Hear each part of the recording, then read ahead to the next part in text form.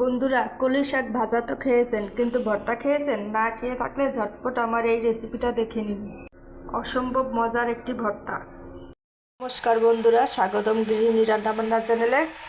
তো আজকে আমি দারুণ স্বাদের একটা ভর্তার রেসিপি নিয়ে আসলাম।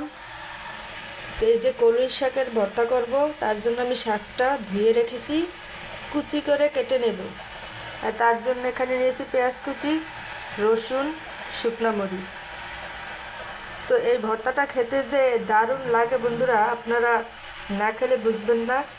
তো আমি এই ভর্তাটা কিভাবে করি, আমার চ্যানেলটি সাবস্ক্রাইব করে রেসিপিটা দেখতে থাকুন। এই যে দেখুন, এইভাবে আমি শাকটা কুচি করে কেটে নিয়েছি।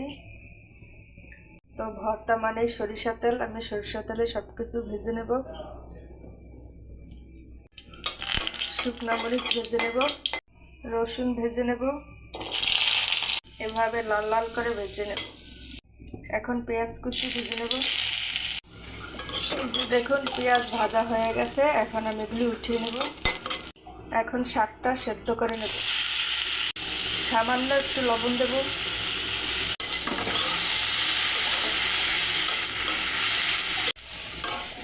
এই যে দেখুন বন্ধুরা, শাকটা সেদ্ধ হয়ে গেছে, এখন আমি নামিয়ে নেব।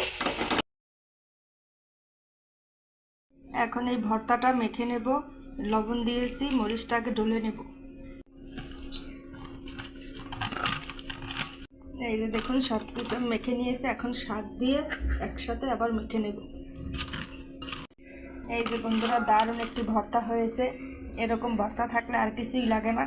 তা আপনারা দেরি না করে এইভাবে বানিয়ে খান। তো এই পর্যন্তই ভিডিওটি, ভালো থাকবেন, নমস্কার।